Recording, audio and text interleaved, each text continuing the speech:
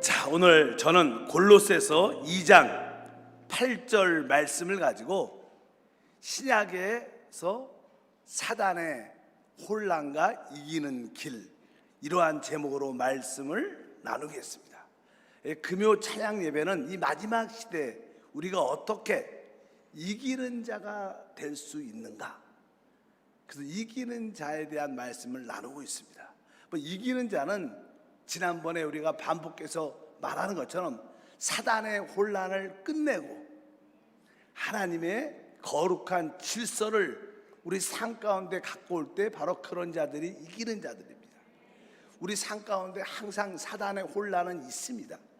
그러나 그 혼란을 잠재우고 그곳에 하나님의 질서, 평강을 가져올 때 바로 우리는 당연하게 이기는 자들이 됩니다. 그래서 지난 시간에 구약에서 나타난 사단의 혼란, 또 그것을 이기는 길에 대한 말씀을 나눴고, 오늘은 바로 신약에서 나타난 사단의 혼란과 이기는 길입니다. 신약 안에서 우리 모두는 그리스도 안에서 새로운 피조물이 되었습니다.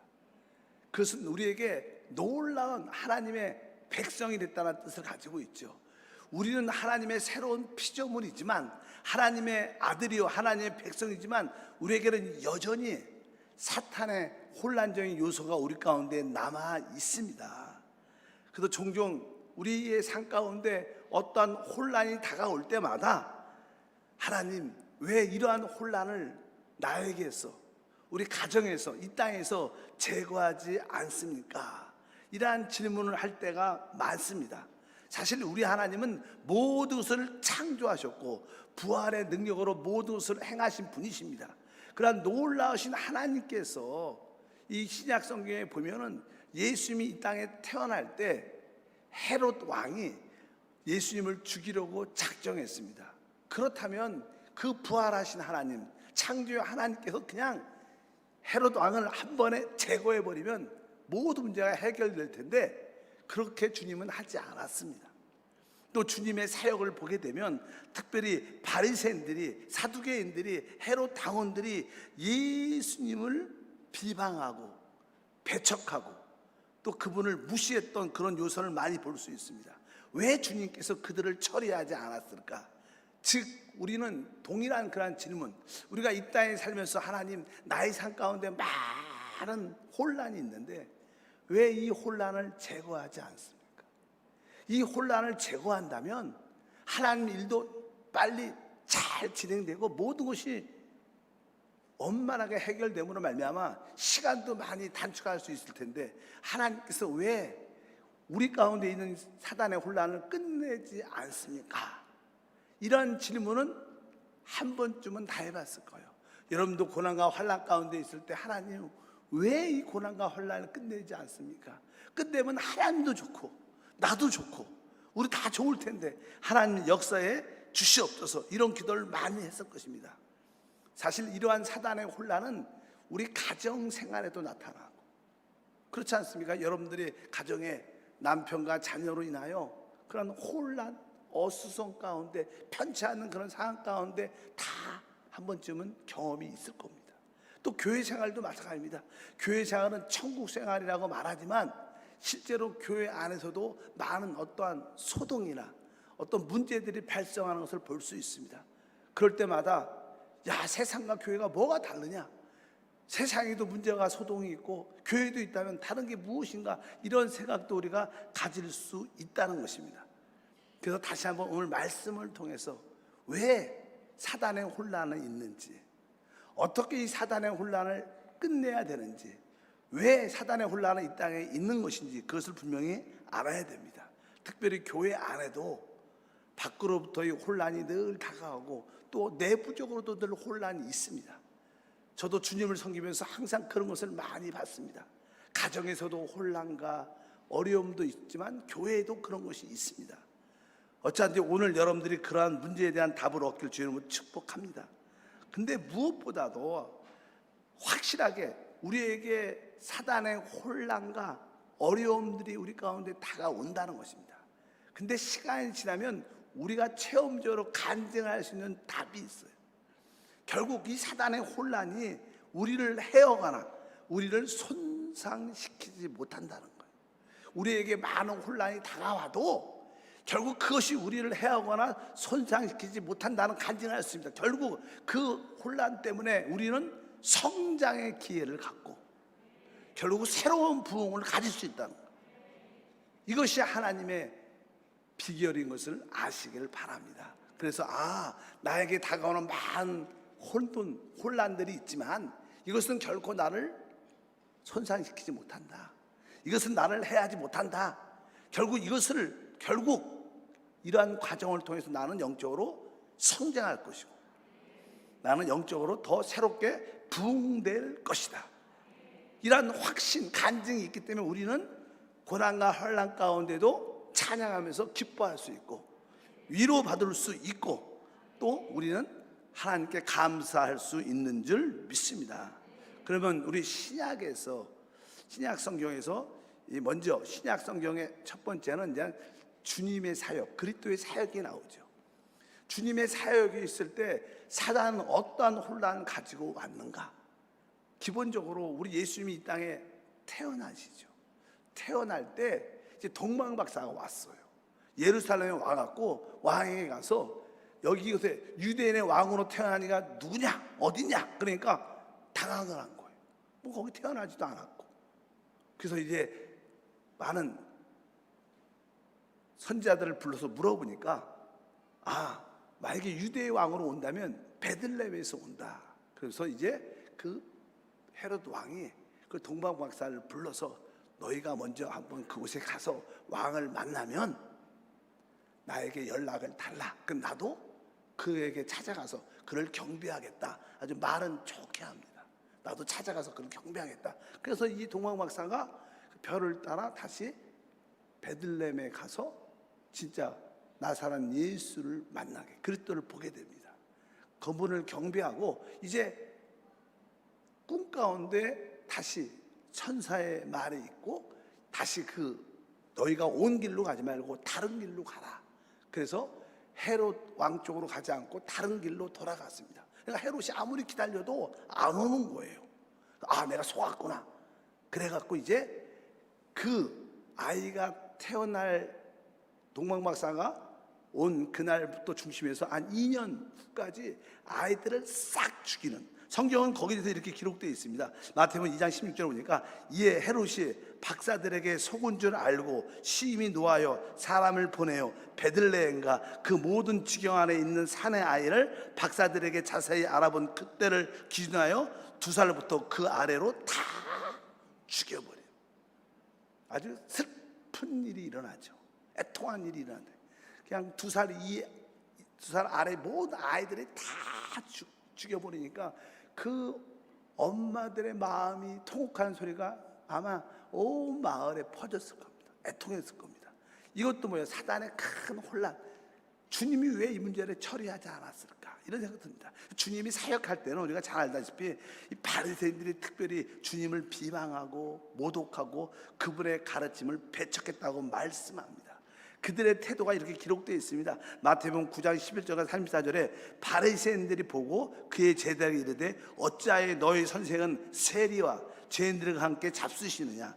바리새인들이 이르되 그가 귀신의 영을 의지하여 귀신을 쫓아낸다 하더라. 바로 이 바리새인들은 예수님의 사역을 무시하고 또 그분이 어떠한 권능과 귀신을 쫓고 병을 치료하는데 그러한 것들도 다 귀신의 왕을 힘입어서 그런 일을 하는 것이다. 완전 무시합니다. 그러면 주님이 그런 거역적인 자들을 끝내셔야 되는데 그런 비방에도 주님은 꿋꿋하게 더 이상 말하지 않습니다. 그리고 알다시피 이제 고향에 돌아와서 다시 한번 회당에 들어가서 하나님 말씀을 전하는데 주님이 회당에 들어가서 말씀을 전하는데 기가 막히게 놀란 권세 있는 말씀을 하는 거예요.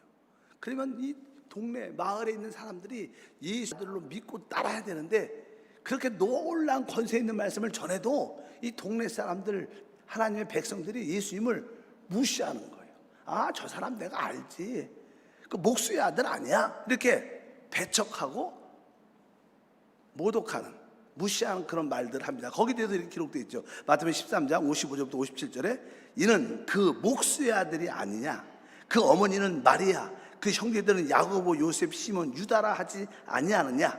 그 너희들은 다 우리와 함께 있지 아니하냐? 그런즉 이 사람의 이 모든 것이 어디서 났느냐 하고 예수를 배척한지라 이렇게 말씀. 그래서 사실 우리 사역자들이 너무 이렇게 성도하고도 친해도 별로 안 좋은 것 같아요. 그 양목수나 내가 알지. 나하고 같이 식사도 하고 같이 뭐도 하고 뭐 종종 그렇게 얘기하는 분도 종종 있어요. 어쩌든지 예수님이 하나님 백성들에게 이렇게 배척받고 무시당하는 그런 이야기가 있으면 그러면 주님이 화가 나셔서 좀 어떻게 다스릴 텐데 그러지 않았다는 거예요. 어차피 주님의 많은 사역 이런 것들은 다 사단의 혼란에서 오는 사단의 역사인 것을 아셔야 돼요. 사실 또 우리 주님의 마지막 사역이 뭡니까? 결국 십자가에 못 박혀 죽는 겁니다. 이제 3년 정도 신앙이 지나서 제자들에게 내가 이제 곧 예루살렘에 올라가 장로한테 붙잡혀서 내가 십자가에 못 박아 죽게 될 것이다. 그러나 내가 다시 살아난다. 이런 예수님이 죽는다는 이야기를 딱 하니까 예수님이 죽으면 하나님의 뜻과 목적이 이루어지니까 이 사단이 베드로의 마음에 들어가서 예수님을 죽지 못해 십자가에서 죽지 않도록 아주 육신적인 사랑의 표현을 그렇게 합니다. 우리가 잘 아는 내용이에요. 마태복음 16장 22절부터 23절 보니까 베드로가 예수를 붙들고 항변하여 이르되 주여 그리 마옵소서 이 일이 결코 죽게 미치지 아니하리이다. 죽지 말라는 거죠. 죽 필요도 없고 죽으셔도 안 된다. 그리고 정신 차려. 그런 소리 하지 마세요.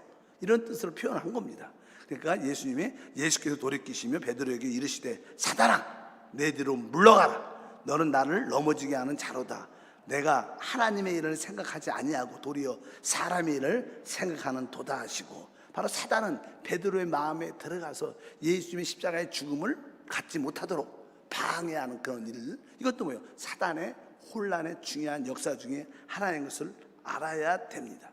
그래서 우리가 너무 인간적으로 사람을 사랑해도 그 인간적인 사랑을 이용해서 사단은 하나님의 일을 방해하는 일을 많이 합니다. 그래서 사역자들은 인간적인 애정에서 좀 멀어져 있어야 돼요. 영적인 사랑으로 주님을 섬기는 우리 모든 성도가 되기를 바랍니다.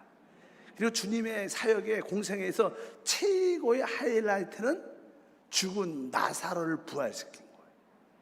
그러면서 많은 하나님 백성들이 와 죽은 자가 다시 살아난 것을 보고 나서 그 많은 국민들 백성들이 마음이 확 바뀌었어요. 저분이 진짜 메시아고 진짜 하나님의 아들인가 보다. 이렇게 마음이 많이 돌아서니까 이 종교 지도자들이 두려움을 느끼게 된 거예요. 야 저러다가 모든 백성들이 저 예수를 따라가면 안 되는데 그래서 저럴 바에 우리가 예수도 죽이고 부활한 나사로도 죽여버리자. 그렇게 종교인들이 생각해요. 그런 마음을 갖게 한 것도 누구예요? 사단의 역사입니다. 잘 되는 걸 꼴을 못 보는 그런 툴을 마음에 우리 마음도 시기 질투가 있잖아요. 그런 것들은 다 마음에 사단이 붙잡아서 생기는 모습인 것을 알아야 됩니다. 성경은 거기에 대해서 이렇게 말씀합니다. 요한복음 11장 53절에 이날부터는 이날이 뭡니까? 예수님이 죽은 나사로를 살리고 이제 많은 백성들의 마음이 주님께 돌이킬 때입니다. 이날부터는 그들이 예수를 죽이려고 모의하니라. 이런 마음을 갖게 된 게 누구예요? 다 사단의 혼란이 그들에게 역사했기 때문에. 어떻게 이겼습니까? 우리 주님은 그분의 사역의 주된 목적은 바로 잃어버린 자를 찾고 하나님의 때에 십자가에서 몸짓기고 피 흘리심으로 하나님의 구속의 역사를 이루시는 것이 하나님의 뜻입니다. 우리 주님은 그 전에 죽으셔도 안 되는 거예요. 너무 늦게 죽어도 안 되고 하나님의 때에 죽으셔야 되는 줄 믿습니다. 그런 의미에서 하나님이 우리에게 주신 사명이 있어요. 나는 이 사명이 끝나기 전은 결코 죽지 않겠다. 하나님이 주신 사명을 완수하고 하나님이 내 생명을 거둬가 주시옵소서. 여러분들도 그런 믿음이 있어야 돼요. 예수님이 그 전에 죽을 수밖에 없는 환경도 많이 있었습니다. 그 전에 죽이려고 많은 역사가 있었지만 주님은 담대하게 한편적으로 지혜롭게 그 죽음을 피해 갔어요. 아무렇게나 개죽음을 당하면 안 되고, 우리는 뭐요? 하나님의 사명을 감당하고 하나님이 정하신 그때 죽어야 돼요. 그럴 때 사단의 혼란을 끝내게 될 줄 믿습니다. 여러분에게 어떤 질병이 찾아왔다, 죽음이 찾아온다, 그래 뭐예요? 사단의 혼란이 온 거예요. 하나님 아직 사명이 끝나지 않았습니다. 하나님의 뜻을 이루기를 원합니다. 하나님이 저에게 주신 사명을 완성하길 원합니다. 이 사망아 물러가라, 이 질병아 물러가라. 이렇게 여러분들은 이 사단의 혼란을 끝내는 믿음도 있기를 주님으로 축복합니다. 주님은 우리 하나님의 아들이시니까 이러한 이기는 길을 갖고 계셨고, 그 다음에 이제 우리 그 다음은 이제 예수님이 죽으시고 12 사도들에 대한 이야기죠. 신약 성경은 이제 사도들의 사역이 나옵니다. 바로 이제 성령이 오순절날 부어줌으로 하나님의 교회가 시작됐죠. 그러니까 사도와 교회에 대한 상황들. 그런데 이 종교와 정치가 이 결합이 돼서 사도들과 이 교회를 성경에 보면 많이 핍박을 합니다. 항상 교회는 어떻게 보면 정치와 종교적인 사람들이 결합돼 갖고 참된 교회, 참된 성도를 핍박하는 것도 사단의 역사인 것을 알아야 돼요. 그래서 여러분들이 많은 핍박과 어려움을 만약에 당한다면, 이 사단의 역사가 배후 위에 있는 것이구나. 내가 이것을 이겨야겠다. 내가 이 핍박과 환난을 두려워하지 말고 믿음으로 지켜야겠다는 그런 마음을 가져야 될 줄 믿습니다. 이제 초대교회가 이 사도들도 핍박과 교회가 핍박을 받을 때 교회 안에는 한편적으로 참된 진리의 가르침에서 벗어난 잘못된 가르침들이 교회 안에 많이 들어와요. 이것도 뭐예요? 사실 사단의 혼란이죠. 교회 안에 잘못된 가르침들, 우리는 그것에 대해서 깨어 있어야 돼요. 그 당시 초대교회 안에 잘못된 가르침 중에 하나는 유대 종교 율법의 가르침, 특별히 할례를 지켜야 된다는 행위의 구원에 대한 가르침이 많이 들어왔어요. 워낙 유대 종교가 있었기 때문에 유대 종교의 핵심은 뭐예요? 할례죠. 그것은 몸의 행위를 통해서 구원받는다는 그런 의미를 갖고 있습니다. 그럴 때 우리가 하나님의 선민이 될 수 있다, 그런 의식이 바뀌기 때문에 그들은 교회 안에 들어와서 계속 행위를 강조했습니다. 할례를 받아야 된다, 할례를 받지 않은 사람들과 교제하면 안 된다, 이런 가르침을 교회 안에 들어와서 잘못된 가르침을 가는 거예요. 참된 복음을 잃어버리고 잘못된 그러한 종교적인 가르침이 교회 안에 많이 들어온 거예요. 여러분들은 그것을 깨닫길 바랍니다. 성경은 이렇게 말씀합니다. 사도행전 11장 2절과 3절에 베드로가 예루살렘에 올라갔을 때 할례자들이 비난하여 이르되 내가 무엘라의 집에 들어가 함께 먹었다 하니. 그러니까 여기 보면 이 베드로가 이제 고넬료 가정에 들어가서, 이방인의 고넬료 가정에서 복음을 전하니까 성령이 그들에게 임하고 거기에 방언도 주님을 높이는 놀란 간증이 일어나서 이방인들의 복음이 전파되기 시작해서 이방인들과, 그들은 할례 받지 않았죠. 그들과 함께 구원받고 그들도 성령을 받으니 같이 식사도 하고 교제를 했어요. 그래서 이제 그런 이야기를 간증하러 예루살렘에 올라왔는데, 그 예루살렘에 보니까, 여기 보니까 할례자들이 비난하는 거예요. 할례를 강조하는 자들이, 베드로, 너는 유대인으로서 할례를 받은 자로서 이방인들, 할례 받지 않은 이방인들과 어떻게 교제를 할 수 있느냐, 당신은 잘못됐다, 막 비난을 하는 거예요. 복음을 반대해서. 이것도 뭐예요? 교회 안에 그런 팽배한 분위기가 있었다는 거예요.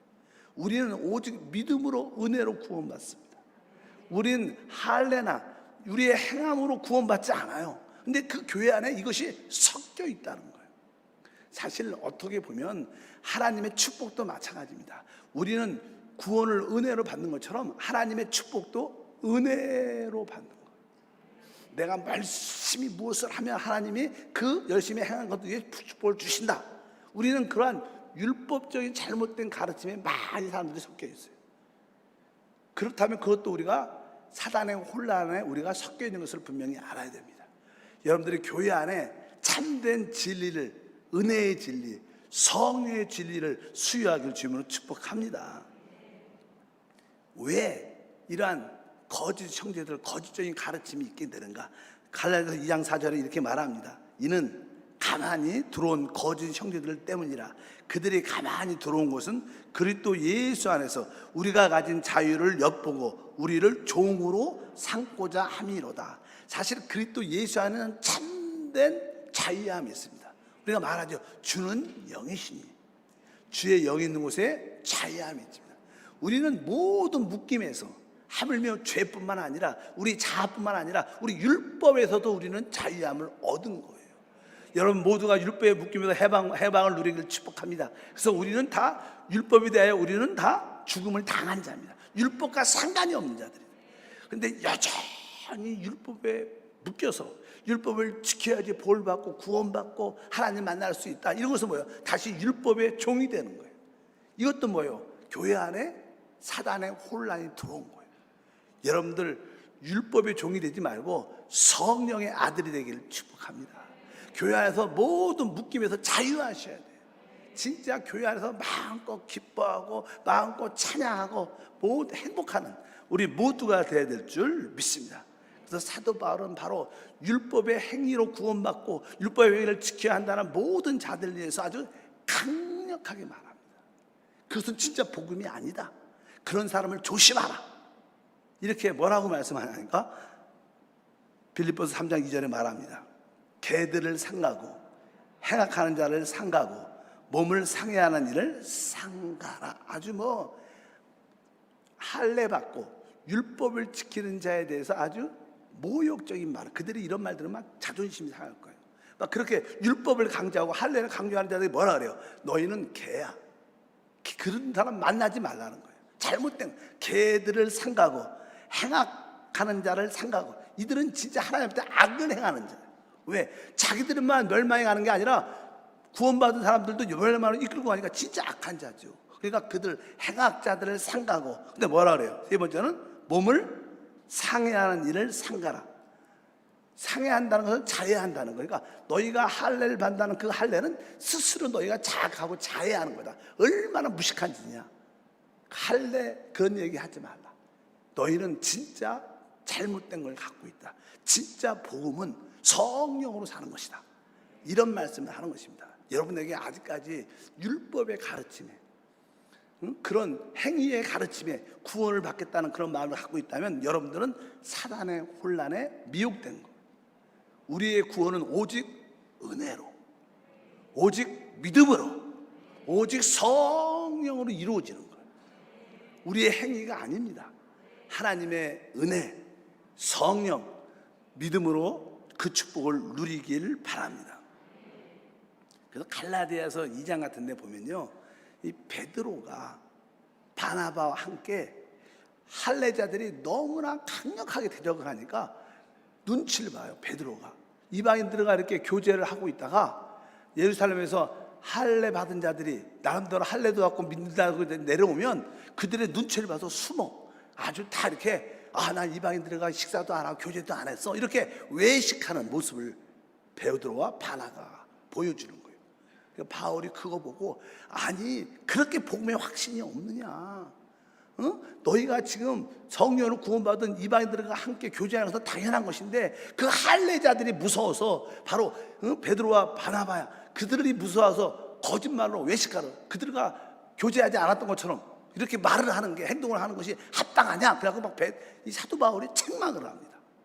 우리는 오직 믿음으로 사는 것을 배워야 돼요. 이 바나바가, 이 베드로와 바나바를 책망했다는 그런 말씀이 기록이 쭉 되어 있습니다. 그런데 나중에는 그렇게 믿음에 신실했던 사도 바울이 자꾸만 이 아시아 지역에 하나님의 교회를 많이 세웠어요.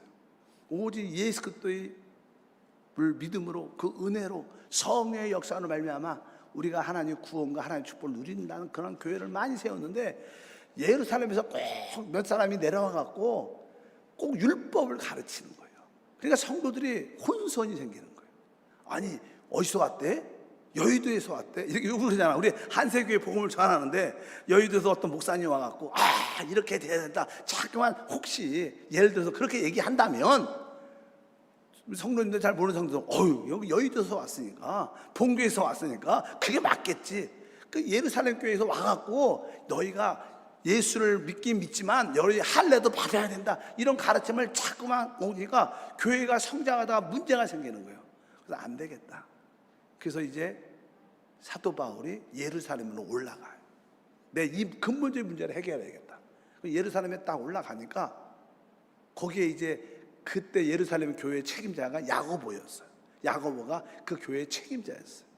그리고 거기에 많은 사역자들이 많이 있죠. 근데 성경에 보면 거기에 율법에 열심히 있는 많은 수많은 믿는 사람이 있다는 거예요. 그러니까 그 예루살렘 교회는 섞여 있는 거예요. 믿음으로 구원받은 사람들뿐만 아니라 율법에 열심을 가진 유대 종교를 가진 사람들이 같이 하나가 돼서 교회를 섬기는 거예요. 그러니까 짬뽕이 된 교회죠. 그러니까 이제는 이 사도 바울이 올라왔어요. 그러니까 그냥 야고보가 걱정이 된 거예요. 야고보가 바울을 불러서 예루살렘에서 당신에 대해서 안 좋은 소문이 있다. 당신이 바로 율법을 폐하고 율법을 거절하고 이렇게 소문이, 하나님을 모독한다는 그런 소문이 났다. 그래서 여기에 유대 종교의 열정적인 교회 나오는 사람들 중에서 당신을 보면 죽이려고 할 것이다. 당신도 이제 조심해서 이제 율법을 지키는 사람처럼 좀 이들에게 좀 보여줄 필요가 있다. 이렇게 야고보 교회 지도자가 말을 합니다. 그러면 사도 바울이 어떻게 해요? 담대하게, 아니다, 오직 의인은 믿음으로 산다, 오직 의인은 은혜로 산다, 오직 의인은 성령으로 산다, 이렇게 말을 해야 되는데 워낙 그 교회를 딱, 예루살렘 교회를 딱 하니까 분위기가 아주 그런 분위기야. 혼자 이 분위기를 바꾸기가 쉽지 않아. 종종 우리가 어떤 다른 교회 부흥회에 가고 이렇게 말씀을 전하러 가면요, 그 분위기가 있어요. 분위기가. 우리 한세력에 찬양하면 어떻게 자동적으로 이렇게 일어나서 손 들고 찬양을 막 하는데 어떤 교회를 가면 아무도 안 일어나. 다 앉아, 박수도 안 쳐. 그래서 찬양을 이렇게 한번 하려면 이거를 일어세워야 되나 말아야 되나, 그렇게 이제 갈등을 해요. 분위기가 전체적으로. 그러니까 이제 야고보가 말을 한 거예요. 여기에 많은 수많은 율법 열심히 있는 사람들이 있으니까 이들을 위해서라도 문제를 있지만 그렇지 않으면 당신 죽을 수도 있어. 그러니까 복음을 타협하라고 말합니다. 타협.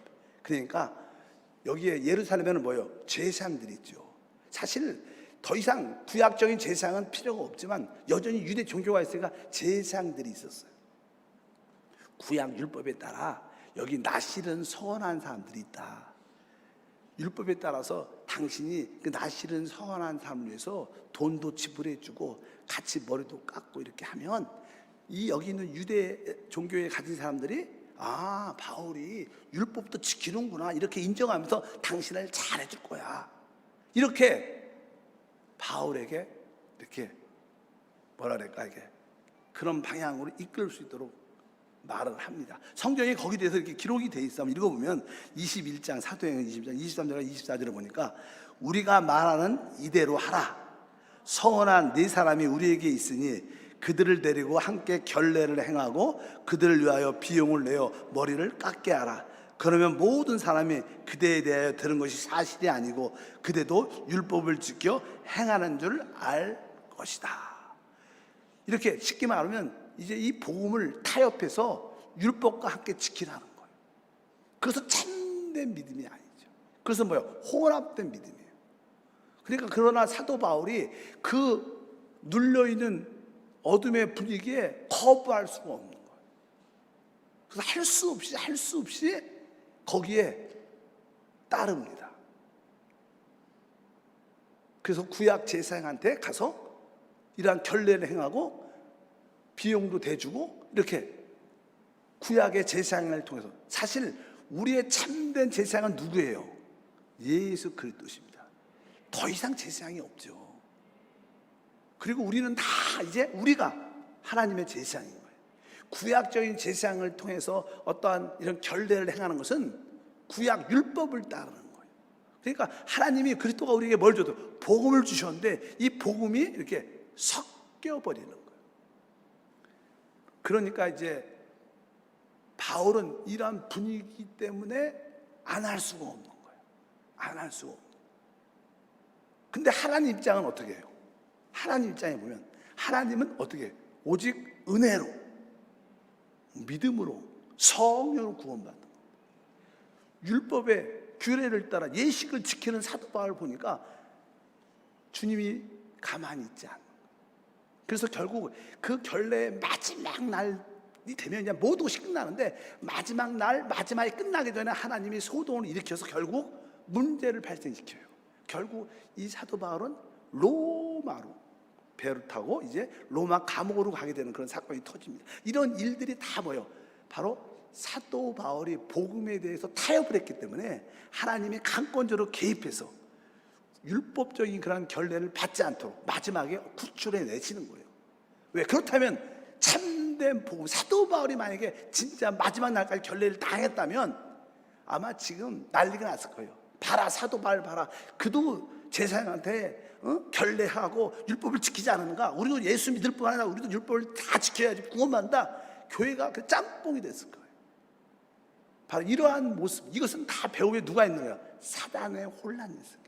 많은 성도들에게 참된 신앙이 별로 없어요. 왜? 다 섞여 있어. 진짜 다 섞여 있어. 왜?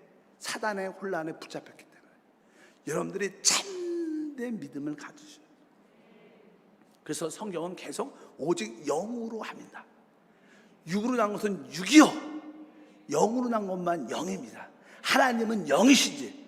신약의 참된 복음은 바로 성령으로 거듭난 영을 따라 주님을 섬기는 거예요. 어떤 율례나 어떤 의식이나 할례, 외적인 행위 있지 않다는 거예요. 여러분들이 성령의 사람이 되길 주님으로 축복합니다. 그렇지 않다면 우리들도 사단의 혼란에 붙잡혀 있을 수 있다는 것을 여러분들이 분명히 깨닫기를 바랍니다. 나중에 보면 결국 이 예루살렘에는 유대 종교가 점점점 강화되고, 한편적으로 예루살렘부터 교회가 시작돼서 교회도 왕성해집니다. 근데 유대 종교와 교회가 어떻게 해서 서로 섞이게 되죠. 혼합되게 돼요. 어떻게 보면 혼합된 종교화될 가능성이 많았어요. 그래서 결국 하나님은 주 70년에 로마 티투스 장군을 통해서 예루살렘을 완전히 성전을 파괴시켜요. 그리고 이스라엘 백성을 다 흩어내버려요. 그래서 그들은 2000년 동안 나라가 없었습니다. 유대 종교도 흩어졌죠. 만약에 예루살렘이 망하지 않았다면 아마 순수한 복음은 지켜지지 않았을 거예요. 그래서 주님이 이 순수한 복음을 지키기 위해서 어떻게 해요? 사실 예루살렘을, 성전을 파괴하고 이스라엘을 멸망시킨 거라고 말씀드릴 수 있습니다. 사단의 혼란이 있었지만 그 결과로 결국 뭐예요? 순수한 복음이 지켜질 수 있었다. 우리가 잘 아는 사도 바울은 결국 순교합니다. 사실 그가 순교했다는 뜻은 다른 뜻으로 보면 그에게 사단의 혼란이 임했다는 거예요. 그렇게 표현할 수 있죠. 순교하고 죽었으니까. 그런데 그 사단의 혼란이 있었지만 결국 그 사도 바울의 순교를 통해서 그 후에 많은 후세들의 믿음의 사람들이 사도 바울의 순교를 보고 도전을 받아요. 그것이 결국 실패가 아니라 우리 믿는 사람들은 그것이 우리 하나의 본이 되고 더 깨어있는 헌신이 된 거예요. 그러니까 사단의 혼란이 우리에게 다가와도 결국 그것이 하나님께는 결국 뭐가 돼요? 득이 되는 거예요. 우리에게 다가오는 모든 환난은 우리를 죽이지 못합니다. 우리를 실패하지 못합니다. 잠시 어려움이 있을지라도 결국 그러한 혼란을 통해서 우리는 결국 영적으로 성장할 것이고 우리는 결국 새로운 부흥을 맛보게 될 것이다. 그러니까 우리는 사단이 주는 환난과 고난을 두려워하지 말라는 거예요. 결국 하나님의 영광으로 승화시키는 하나의 길이 될 것이다.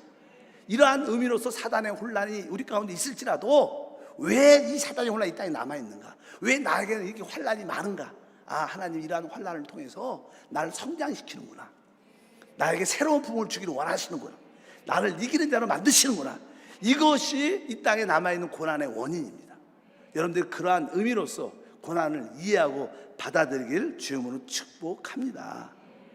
또 교회 안에 또 하나의 모습은 이렇게 자꾸만 참된 복음이 아니라 세상적인 가르침들이 많이 들어와요.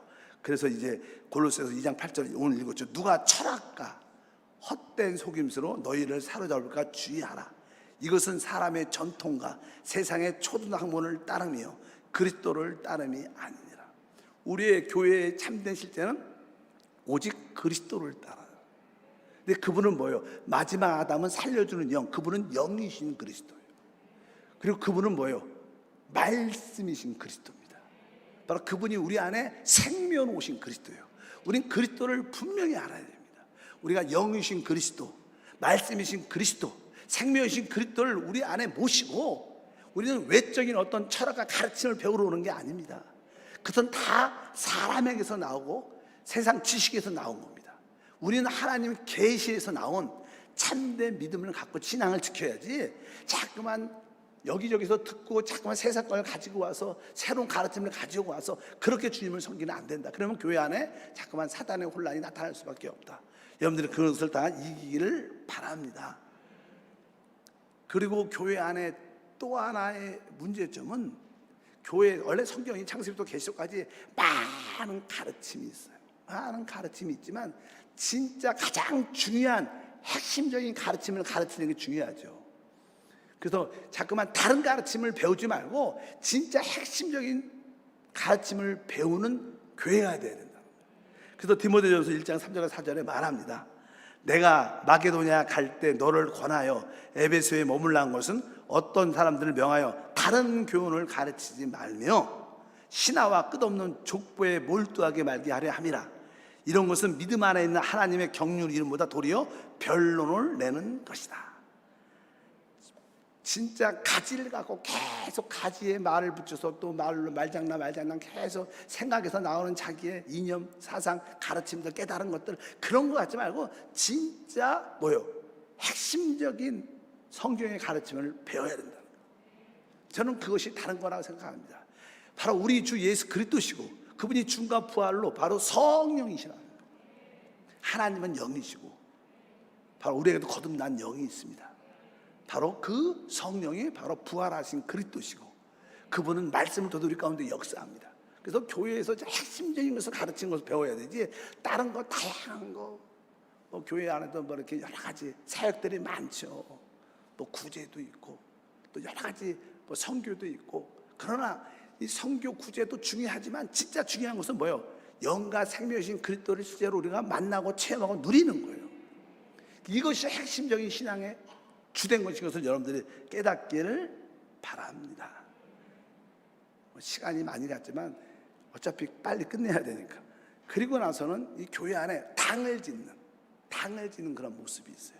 그러니까 형제에 나오죠. 이렇게 로마서 16장 17절에 형제들아 내가 너희를 권하노니 너희가 배운 교훈을 거슬려 분쟁을 일으키거나 거치게 하는 자들을 살피고 그들에게서 떠나라. 이 뜻은 다른 것이 아니라 교회의 핵심적인 모임에 닿고 몇몇 사람들이 모여서 자꾸만 교회를 대적하고 자기들의 모임을 만들고 이렇게 당을 짓는 이러한 것들이 교회에 있어서 이러한 모든 당을 짓는 사람들 자기끼리 모이는 사람들은 다 사단의 혼란에 붙잡혀 있는 자들.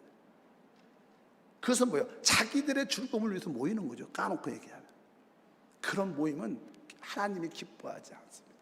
언젠간 어려움을 겪게 될 수 있는 거예요. 여기 말 그런 자들을 그들에게서 어떻게 떠나라 이렇게 교회 안에 당을 짓는 그것은 나눔을 갖게 하는 그런 것을 벗어나라고 오늘 말씀하는 줄 믿습니다.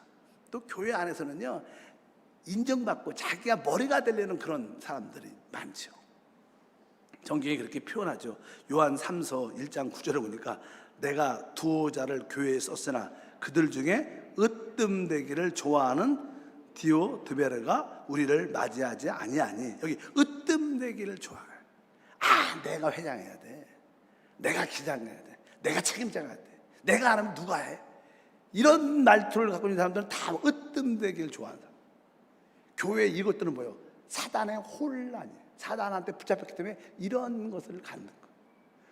진짜 우리는 항상 낮은 자, 섬기는 자가 될 때 하나님의 축복이 있고 여러분에게 참된 질서가 잡히는 줄 믿습니다. 또 아주 특이한 사람 이름이 있는데 디모데후서 4장 14절과 15절에 구리 세공업자 알렉산더가 내게 해를 많이 입혔음에 주께서 그 행한 대로 그에게 갚으시리라. 너도 그를 주의하라. 그가 우리 말을 심히 대적하였느니라. 여기 보니까 아까 으뜸되기를 좋아하는 사람도 있고, 여기가 아주 사역자를 대적하는 알렉산더가 있대요. 그 사람 조심해라. 저도 뭐 사람이죠. 우리 사역자들도 우리 부족함이 있습니다. 장로님도 이렇게 장일을 받았지만 부족함이 있어요. 우리가 저와 우리 사역자가 장로님들이 여러분을 섬길 때 조금 실수할 수도 있고 잘못 오해할 수도 있어요.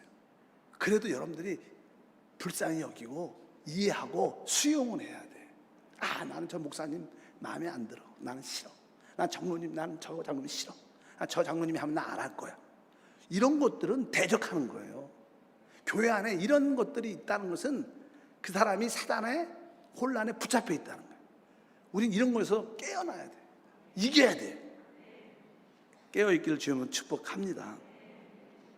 하물며 이제 사도 바울의 마지막 사역을 보게 되면 많은 교회가 처음에는 뜨거운 열정을 갖고 주님을 따랐는데 마지막에는 사도 바울의 사역을 버립니다. 따라가고 후원하지는 않아요.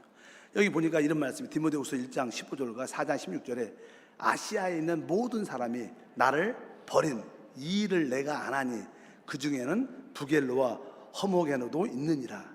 내가 처음 변명할 때 나와 함께한 자가 하나도 없고 다 나를 버렸으나 그들에게 허물 돌리지 않기를 원하노라. 사도 바울 사역이 이렇게 점점점 확장해 나가는데, 우리 이론적으로는 하나님 나라가 확장되면 모든 일이 길이 쫙쫙 열리고 다 잘되고 다 부흥돼야 되잖아요. 근데 사실 하나님 나라는 그렇게 이루어지지 않아요. 그러니까 많은 사람들이 처음에 사도 바울에게 놀라운 기적과 표적을 기대하다가 쫓아가다가 그렇지 않고 점점점 어려운 일이 있고 점점점 위축되고 작아지니까 사람들이 떠나는 거예요. 그래서 이제 그를 도왔던 동역자들이 다 떠나고 거의 남는 사람이 없는 거예요. 이것도 뭐예요? 많은 사람들이 사단의 부추김을 받고 그를 돕지 않도록 만들어내는 것입니다. 여러분들은 한번 시작했으면 변함없이 끝까지 충성스럽게 주님을 섬겨야 돼요. 저를 돕고 우리 사역자, 우리 재직을 장로님을 돕을 때 한번 작정하면 진짜 주님 오시는 그날까지 변함없고 좋을 때나 나쁠 때나 변함없이 기도하고 돕고 하나 되는 그런 믿음의 길을 가야 됩니다. 조금 좋을 때는 함께 있다가 조금 어렵고 핍박이 오면 떠나버리고 이래서는 안 된다는 거예요. 이것들도 다 뭐예요? 사단의 혼란의 역사인 것을 분명히 깨달아야 될 줄 믿습니다. 이것이 신약의 사단의 혼란의 모습들입니다. 신약에 보면, 신약 성경에 보면 이러한 일들이 교회 안에 많이 일어나죠. 사도들에게 이러한 혼란이 일어났고 교회 안에 이러한 혼란들이 계속 있었던 거예요. 우리 뭐 한세교회도 마찬가지죠. 한세교회도 여전히, 저도 한세교회를 부임받았지만 그래도 여전하네. 한세교회도 작은 소동이 항상 있고 작은 혼란들이 늘 있어요. 그것을 이제 하나님 은혜 가운데 기도를 통해서 이렇게 사단의 혼란을 끝내고 이 교회 안에 하나님의 질서를 가져오는 게 또 나의 사역이고 우리 사역자의 사역인 줄 믿습니다.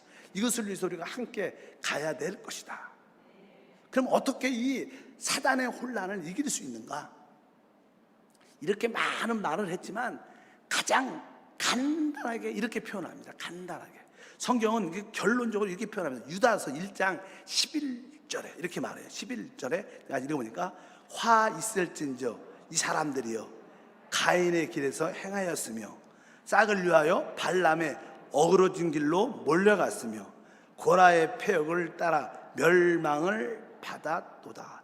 여기에 보니까 이 마지막 때 여러 가지 사단의 혼란에 대해서 이야기를 많이 하는데 그 사단의 혼란을 딱 세 가지로 함축해서 말을 합니다. 여러분들이 이 세 가지에 관여가 안 되면 되는 거예요. 그럼 사단의 혼란을 이길 수 있는 거예요. 첫 번째는 뭐라고 했어요? 가인의 길에서 행했다. 가인의 길. 여러분, 가인의 길이 무엇입니까? 가인은 자기 생각, 자기 방법으로 하나님을 예배했다. 우리의 하나님의 예배와 봉사는 하나님의 계시를 따라 섬기는 거예요. 자기의 생각, 내 느낌, 내 생각대로 섬기는 것은 무슨 길을 가는 거예요? 가인의 길을 가는 거예요. 우리 교회는 여러분들에게 양육공과를 많이 해요. 왜? 여러분들이 여러분 생각대로 주님을 섬기는 게 아니라 하나님의 계시를 따라 주님을 섬기라고 양육공간을 하는 거예요. 정확하게 하나님을 어떻게 섬기는 것을 계시를 통해서 깨닫기를 축복합니다. 여러분 기분과 생각과 체험을 통해서 여러분을 섬기는 게 아닙니다. 만약에 여러분들이 그렇게 한다면 여러분들은 가인의 길을 가는 거예요. 우리의 예배와 봉사는 가인의 길이 아니어야 돼. 오직 하나님의 계시대로 아벨의 길로 주님을 섬겨야 될 줄 믿습니다. 이것이 바로 이기는 길이에요. 두 번째 이기는 길은 무엇입니까? 싹을 위하여 발람의 어리둥 길을 몰려갔으며. 싹을 위하여. 교회를 왜 다녀요? 축복받으려고 다녀요. 목사를 왜? 돈 때문에. 이것은 다 발람의 어그러진 길입니다. 많은 교회들이 이 땅에 소망을 두고 있어요. 좋은 집, 많은 11조, 좋은 차, 명품, 목표가 그래서 하나님을 섬겨. 다 싹을 위해서. 이것은 다 사단의 혼란에 붙잡힌 자들. 사역자들도 그래요. 사역자들도. 요즘에 슬픈 이야기지만 사역자를 찾기가 어려워요. 왜?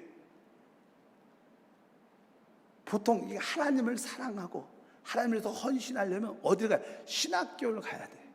신학교를 통해서 이제 기본 훈련을 받고 이제 교회에서 이제 사역을 실습해서 사역자를 그냥 훈련되는데 요즘에는 신학교를 가는 사람들이 없어. 그래서 신학교에 사람들이 장로 교단이고 모든 교단은 순복 교단은 사람이 모자른 거야. 미달이야 미달. 얼마나 슬픈 일이에요. 그래서 물어봤어요. 우리 목사들 왜 신학교를 안 가냐? 아, 교육자 되면 뭐 이렇게 세상 말로 월급이라 그래요. 사례비도 조금 주죠. 그러니까 생활이 안 된다는 거예요. 그냥 내가 택배를 하고 뭘 하는 게 라이더를 타면 훨씬 더 많다는 거예요. 이렇게 하고 젊은 남자들이 신학교를 안 가. 생활이 안 된다는 거예요. 다 뭐예요? 싹을 위해서 하자. 돈을 위해서 교회를 다니면 안 돼요.